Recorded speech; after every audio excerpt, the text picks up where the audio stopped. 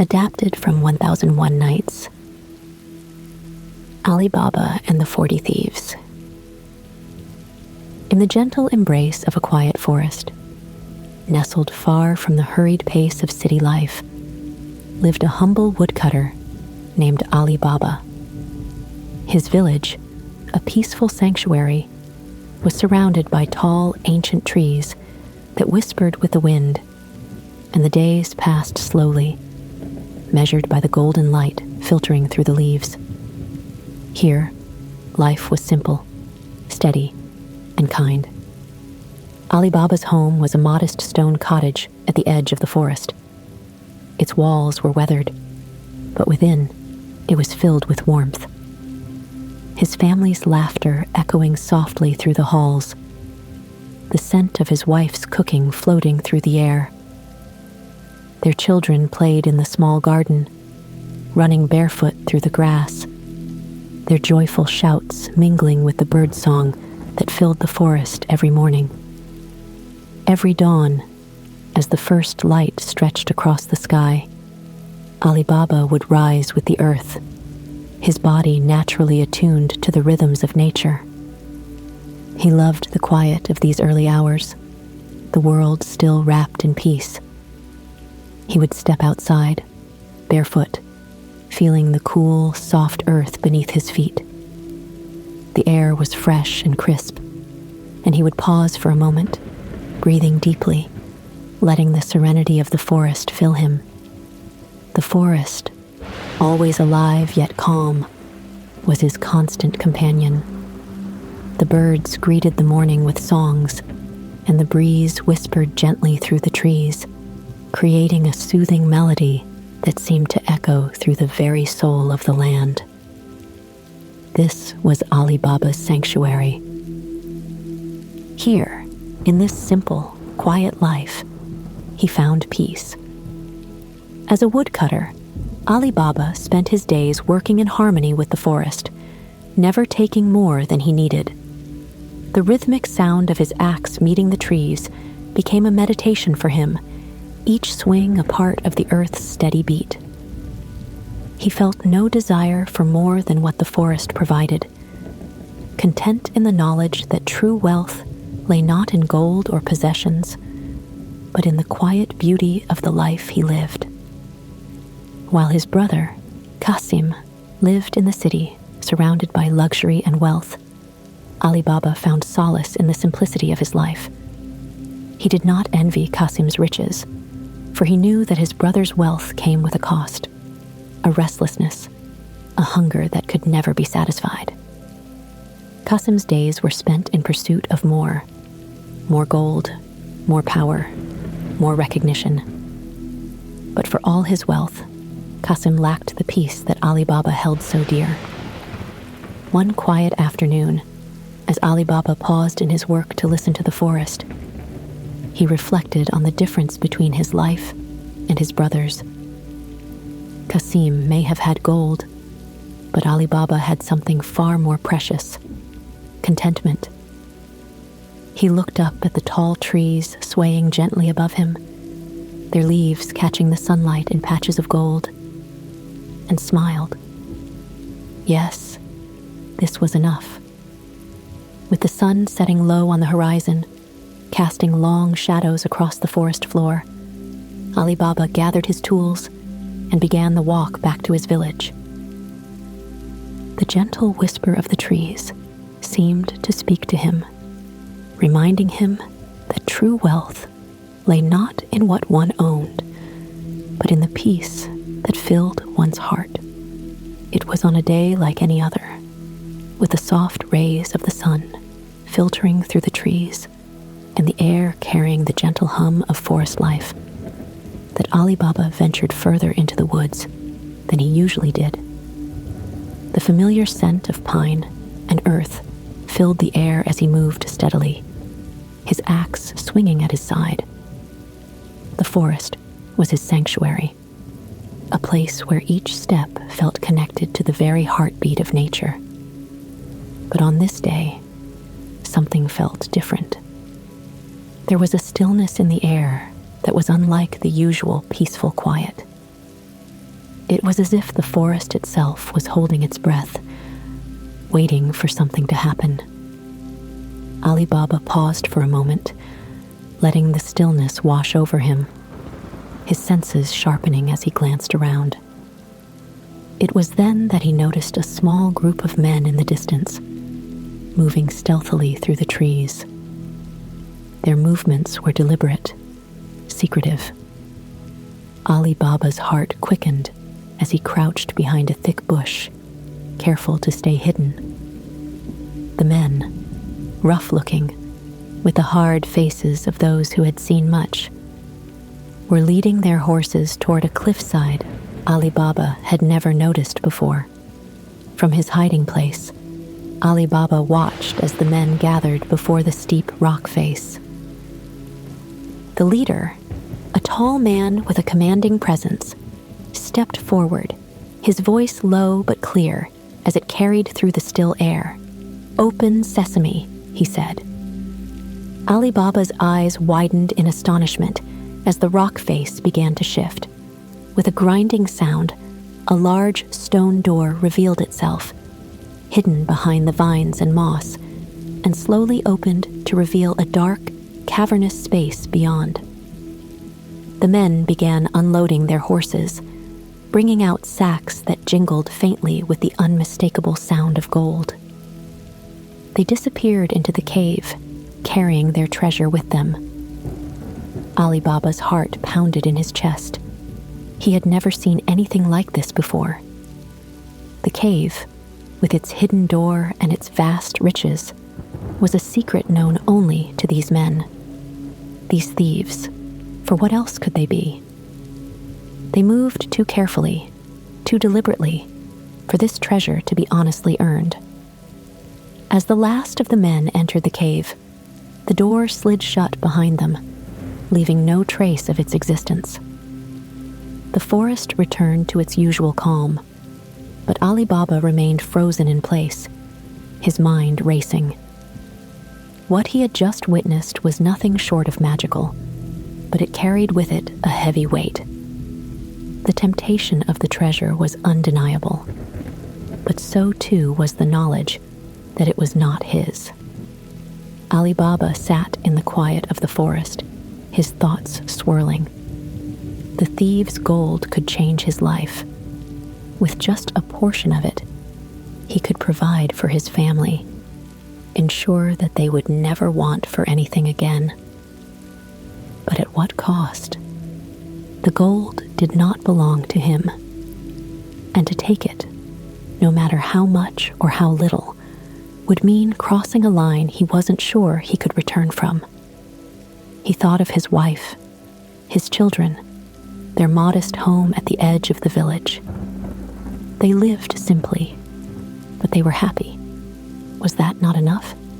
Yet, the promise of wealth, of security, tugged at him, whispering that it was within his grasp, if only he had the courage to take it. But a deep sense of unease settled over him. The treasure, beautiful as it was, had been stolen. To take from thieves, to steal what was already stolen, did that make it right? Or would it only drag him into the same darkness that consumed them? The forest, which had always brought him peace, now seemed to press down on him, urging him to decide.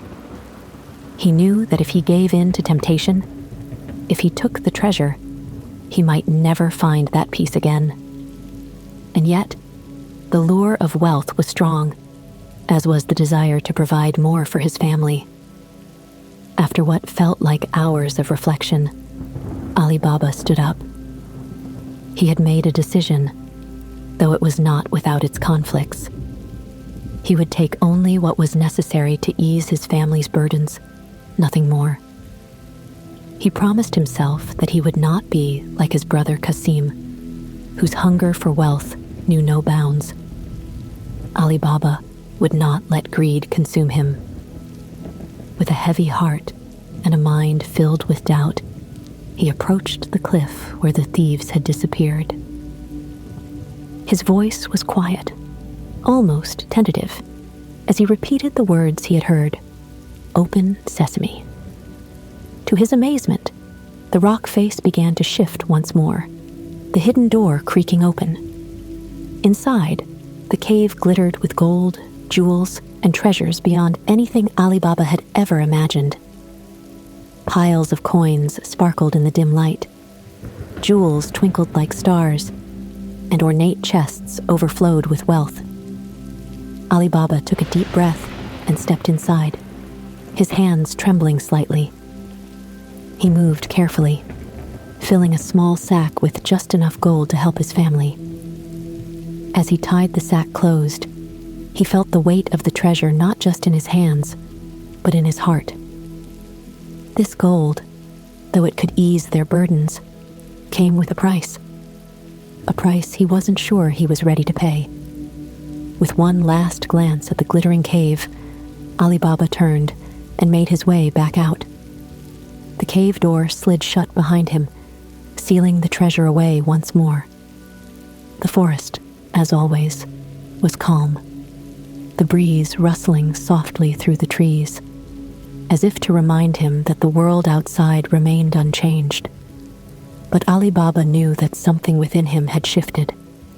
He had crossed a line, and though he had only taken what he believed to be necessary, he felt the weight of that choice pressing down on him.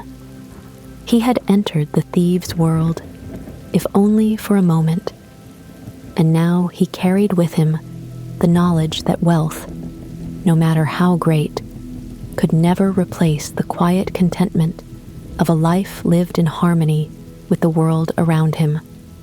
With the sack of gold slung over his shoulder, Ali Baba began the long walk back to his village, the forest whispering softly around him, as if to say, "This, too, will weigh on your soul."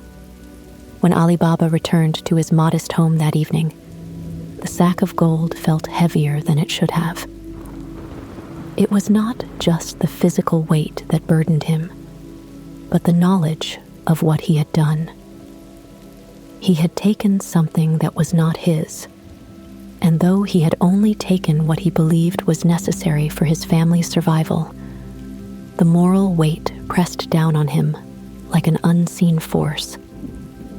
His wife greeted him warmly, unaware of the turmoil in his heart. Her kind smile and the laughter of their children filled the small house with warmth.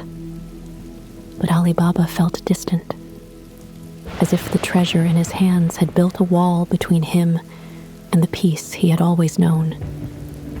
He placed the sack in a hidden corner, resolving not to speak of it for now. He hoped that, with time, the unease would fade. But it wasn't long before Qasim, Ali Baba's ambitious and wealth-driven brother, learned of the treasure. Qasim, who had long envied his brother's contentment while dismissing it as lack of ambition, was both shocked and furious when he discovered that Ali Baba had stumbled upon such incredible wealth. For Qasim, wealth was not just a means to live, it was a measure of success, of power, of superiority. When Ali Baba reluctantly shared the truth about the treasure, Qasim's reaction was immediate and predictable. His eyes gleamed with greed, his mind already racing with plans to seize as much of the treasure as he could. "You only took a small portion?" Qasim asked, his voice incredulous. "Why would you leave the rest? Don't you see what this means? That treasure could change everything. You could be wealthy beyond imagination, living like a king. And yet, you took only a few coins?" Ali Baba sighed, knowing that his brother would not understand. "I took only what I needed, Qasim. The rest, it isn't ours. That treasure belongs to thieves, stolen from others. I couldn't take more, not without losing something far greater, my peace." Qasim scoffed at his brother's words, shaking his head in disbelief. "Peace? You speak of peace while sitting on a fortune? You've always been small-minded, Ali Baba. This is an opportunity, one that I won't let slip through my fingers. If you won't take it, I will." Ali Baba tried to warn his brother, to caution him against greed. He spoke of the thieves, of the danger that came with the treasure, but Qasim wouldn't listen. He was already too consumed by the thought of wealth, blinded by the vision of gold and jewels glittering in the dark cave. The next morning, without so much as a word to his family, Qasim set off for the forest, determined to claim the treasure for himself. He repeated the words Ali Baba had taught him. "Open sesame." The stone door slid open, revealing the vast riches inside, and Qasim's heart soared with excitement. His eyes drank in the sight of piles of gold, jewels of every color, and treasures beyond anything he had ever imagined. Unlike Ali Baba, who had entered the cave with caution and humility, Qasim rushed inside, driven by a hunger that knew no bounds. He filled his arms with as much treasure as he could carry, stuffing his pockets with gold coins and jewels, grabbing ornate vases and golden statues. But even as his arms grew heavy with the weight of the treasure, it wasn't enough. He wanted more. The cave, with its glittering wealth, seemed to whisper promises of power and luxury, and Qasim was deaf to everything but the sound of his own greed. He grabbed more and more, his breath coming in short gasps from the sheer excitement of it all. He did not think of the thieves, of the danger, or even of how he would carry all the treasure out. His mind was consumed by one thought: more. Finally, his arms full and his pockets bulging, Qasim turned toward the entrance. But as he stepped toward the door, his heart stopped. The words. What were the words? In his haste, in his greed, he had forgotten the magic words that would open the door. His mind raced, but the simple phrase that Ali Baba had taught him now seemed just out of reach. Open. Open. What was it? Qasim muttered to himself, panic rising in his chest. Open stone. Open door. But no matter what he tried, the door remained shut, the cave dark and cold. The weight of the treasure, which had felt so thrilling moments ago, now felt suffocating. His arms ached, his legs trembled, and still, the door refused to open. Fear gripped him. What had started as a triumphant journey to claim untold riches had turned into a nightmare. He was trapped, alone in the cold, dark cave, surrounded by gold that suddenly seemed meaningless. No amount of treasure could save him now. Hours passed, and Qasim's hope dwindled. The cave remained silent, save for the faint jingling of the treasure he still clung to. He tried to think of ways to escape, but his mind, once sharp with ambition, was now clouded with fear and exhaustion. He had taken too much, more than he could carry, more than he needed, and far more than he deserved. When the thieves returned to the cave later that evening, they found Qasim's lifeless body sprawled on the floor, his arms still clutching the bags of gold. Enraged that someone had discovered their secret, the thieves dismembered Qasim's body and left him in the cave as a warning to anyone else who dared to steal from them. Meanwhile, back in the village, Ali Baba grew worried. When his brother did not return that night, a deep sense of dread filled his heart. He knew Qasim's greed would lead him into trouble, but he had hoped, against all reason, that Qasim would find his way back. The next day, Ali Baba set out for the cave. What he found when he arrived filled him with sorrow. His brother, so consumed by greed, had met a terrible end. The cave, which had promised him untold riches, had instead taken his life. Ali Baba knelt beside what remained of Qasim and wept, not just for his brother's death, but for the choices that had led to it. In that quiet, dark cave, Ali Baba realized the true cost of greed. His brother, who had always sought more wealth, more power, more recognition, had lost everything. Qasim's desire for riches had blinded him to the simple joys of life, to the love of family, to the peace that could never be bought with gold.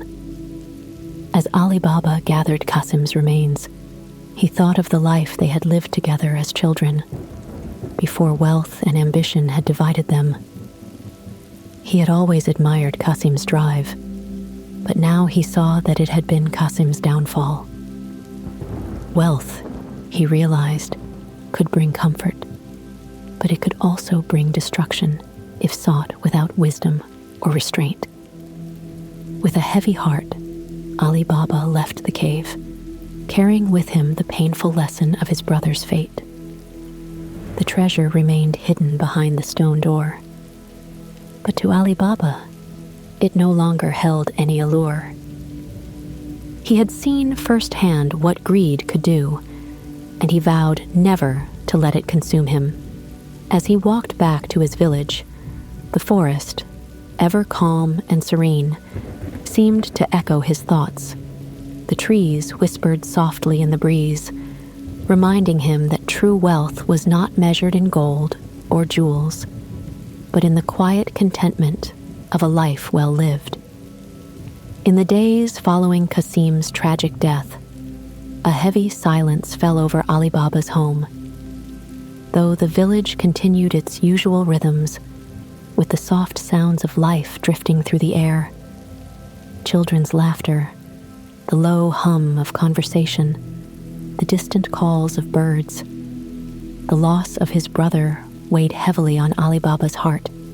Yet, amidst this sorrow, there was one person whose unwavering loyalty and wisdom would soon prove to be the family's greatest protection.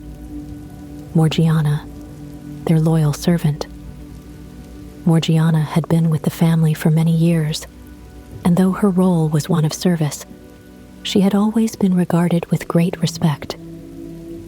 There was a quiet intelligence to her, a watchfulness that set her apart. She had a keen eye for detail and a deep understanding of human nature, qualities that made her not only a trusted servant, but a protector in times of need.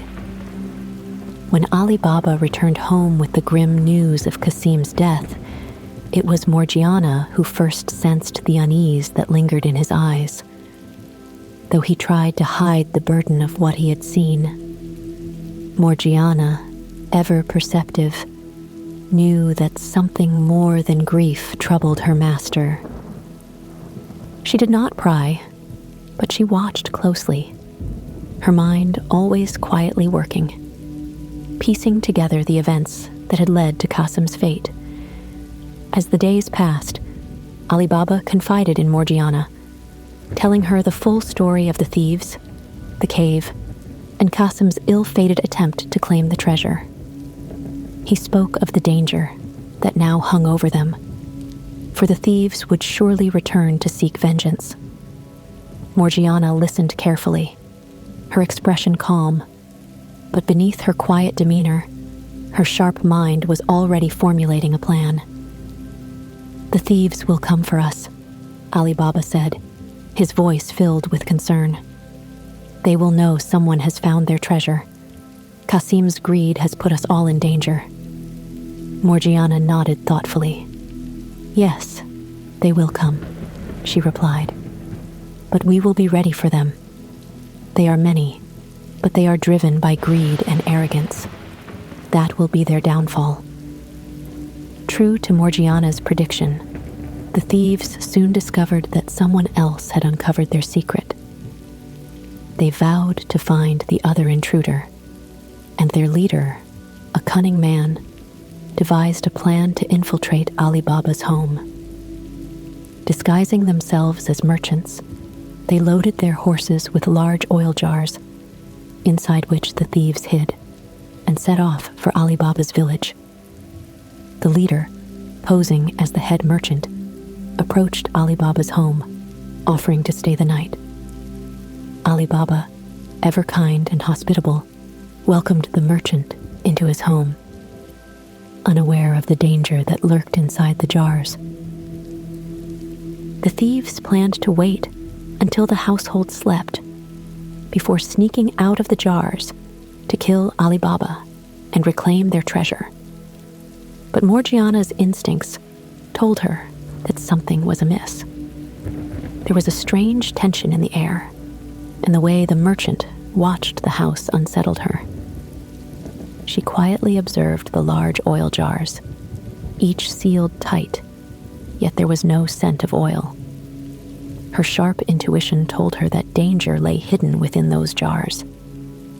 Rather than raise an alarm and risk panic, Morgiana chose a different approach, one that would ensure the safety of the household without alerting the thieves to her suspicions.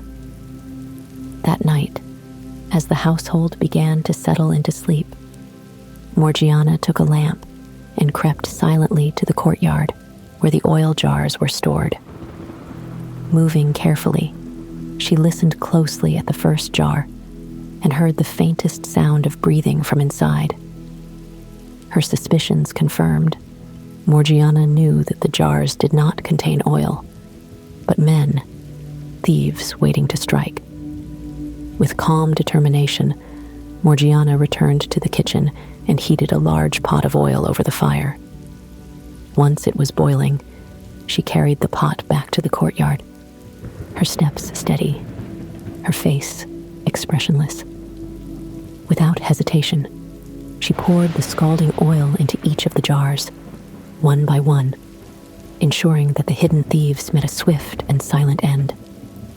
By the time Morgiana reached the last jar, the house was still, the danger averted, and yet the leader of the thieves, who slept inside Ali Baba's home, remained unaware of what had transpired. Morgiana had acted with such precision, with such quiet grace, that not a sound had disturbed the peaceful night. The following morning, when Ali Baba awoke, Morgiana calmly told him everything.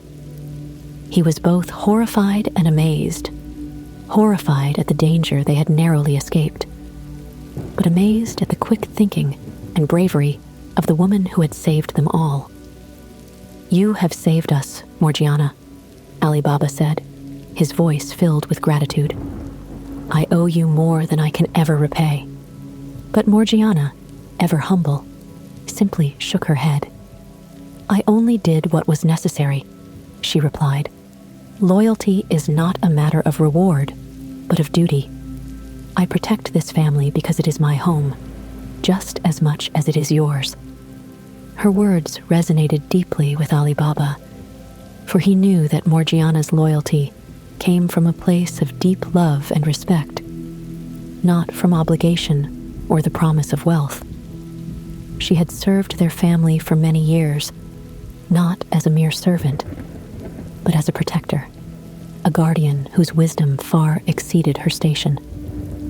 That night, the leader of the thieves, still unaware that his men had perished, plotted to carry out the final part of his plan. Disguised once again, he entered the household, intent on killing Ali Baba in his sleep. But Morgiana, who had kept a careful watch on the stranger, recognized him immediately. During the household's evening meal, Morgiana approached the table with a graceful calm, carrying a tray of food. Hidden beneath the tray was a sharp dagger. She moved quietly, her steps measured, her eyes never leaving the leader of the thieves. When the moment came, she acted swiftly. Before the thief could even realize what was happening, Morgiana plunged the dagger into his chest ending the threat once and for all. The room fell into stunned silence, but Ali Baba understood. Morgiana had once again protected them, her loyalty unwavering, her courage unmatched. In the days that followed, Ali Baba reflected on the events that had transpired. He knew that no amount of treasure could ever compare to the loyalty and wisdom of Morgiana. She had saved his family not once, but twice, and in doing so, had shown that true wealth was found not in gold, but in the love and loyalty of those who stand by you. As a gesture of gratitude, Ali Baba offered Morgiana her freedom and a place of honor within their home. But Morgiana, true to her humble nature, declined the grand reward. She chose instead to remain with the family she had served for so long, content in the knowledge that her loyalty and wisdom were their greatest protection. Ali Baba learned a valuable lesson in those quiet days that followed. True wealth was not measured in gold or jewels, but in the strength of loyalty, the quiet wisdom that could save lives, and the love that bound them together as a family. As the days passed, the excitement surrounding the thieves, the treasure, and Kasim's tragic fate began to fade from the forefront of Ali Baba's life. The cave, once a symbol of both awe and temptation, no longer held the same power over him. He had seen the consequences of greed up close, and the allure of the treasure, glittering with its promise of wealth, seemed insignificant in comparison to the simple peace he had always known. Ali Baba found himself more grateful than ever for the life he had built. Modest, yes, but filled with the warmth of family and the beauty of nature. His home, a small stone cottage at the edge of the forest, was not adorned with gold or fine silks like Kasim's had been, but it was filled with something far more valuable: love. The sound of his children's laughter as they played in the garden, the comforting presence of his wife as they shared their daily meals, and the quiet strength of Morgiana's loyalty. All of these things reminded Ali Baba that true wealth came not from material riches, but from the bonds of love and trust that held his family together. One afternoon, as Ali Baba worked in the garden, tending to the vegetables that grew in neat rows, he paused to reflect on the events that had transpired. The sun was beginning its slow descent, casting a golden light over the village and the surrounding forest. The air was warm, the breeze gentle, and the sound of the birds returning to their nests filled the air with a soft, melodic hum. The world around him was at peace, and in that moment, so was he. He knelt in the garden, his hands in the soil, and felt a deep sense of gratitude. The earth, cool and steady beneath his fingers, reminded him of the constancy of nature, of life's quiet rhythms that carried on regardless of wealth or ambition. The simple act of working the land, of growing food for his family, brought him a kind of joy that no treasure could ever match. Morgiana, ever watchful and quietly diligent, stood nearby, helping his wife with the household chores. Though Ali Baba had offered her freedom and a place of honor in their home, she had chosen to stay. Content in her role as protector and servant, she too understood that true riches were not found in gold or jewels, but in the quiet moments of life shared with those we care about. Her loyalty, her wisdom, had proven far more valuable than any treasure, and Ali Baba knew that their family was stronger because of it. As the sun dipped lower in the sky, casting long shadows across the garden, Ali Baba sat by the small stone wall that bordered his home and watched his children play. Their laughter echoed through the air, light and carefree, and he smiled to himself. This was wealth. The laughter of his children, the love of his wife, the peace of the forest surrounding them. These were the things that truly mattered. The thought of the cave and the treasure it held no longer stirred his heart.